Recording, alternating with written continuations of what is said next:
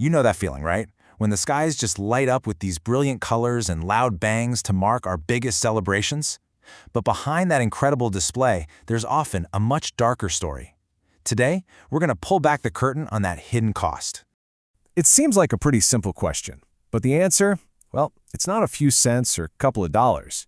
No, the real price is measured in something you just can't buy back. And that's really the heart of it.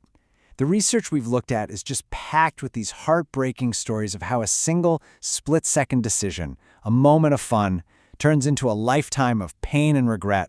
It's that fast. So who's actually paying this heavy price? Well, the data paints a startlingly clear picture, and it might not be who you think.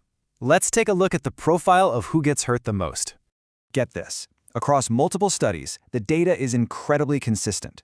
More than half of all firecracker-related injuries happen to children and young adults under the age of 20.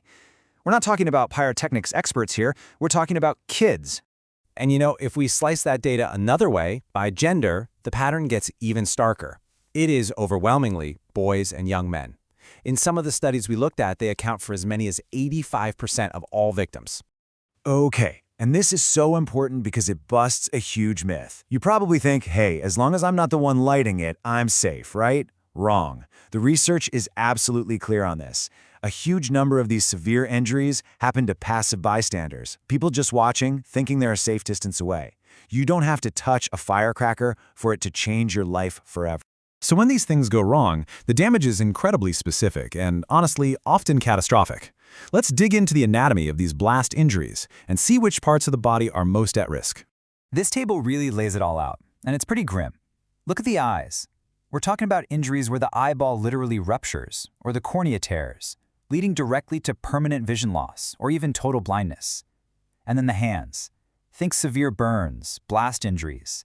This can mean losing the function of your hand, amputation, and a lifetime of pain. Eyes and hands, they're the primary targets. So that term we just saw, open globe injury.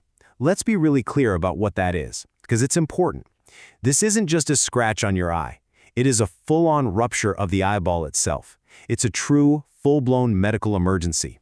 And even with the best surgeons in the world, the odds of getting your sight back fully, they're just tragically low. And believe it or not, the damage doesn't even stop with the eyes and hands. The sources detail these awful second and third degree burns all over the body, burns that destroy deep layers of skin. Then there are devastating injuries to the face and jaw, even internal chest injuries from just breathing in the residue. And underneath all of that is the long-term psychological trauma, a hidden wound that victims and their families can carry forever. The explosion, that's really just the first chapter of a very long, very difficult story. The road to recovery is tough, and it stretches way, way beyond that first trip to the ER. Recovery isn't just one thing. It's this whole long process.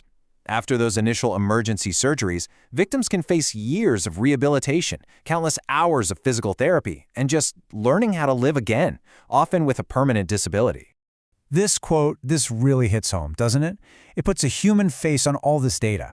It's not just about the physical scars. For kids and teenagers especially, it can crush their self-esteem, mess up their social lives, and the stress on the entire family is just immense and lasting. So when you see that kind of deep, lasting pain, you have to ask, what can we actually do about this? And it turns out the data points to a really clear and effective solution, and it goes beyond just telling people to be careful. I mean, we all hear it, right? Be safe, be careful. And of course, that's good advice. But when you really look at the numbers, at what actually reduces injuries, a much more powerful strategy comes into view. So is personal responsibility enough, or is there a better way? Okay, just look at this. Seriously, this chart comes from a study in India's Delhi NCR region. That tall bar, that's the number of eye injuries before they brought in laws to restrict firecracker sales, and the short bar, that's the number after. The drop is it's massive, and it happened right away. This is the proof. This is what works.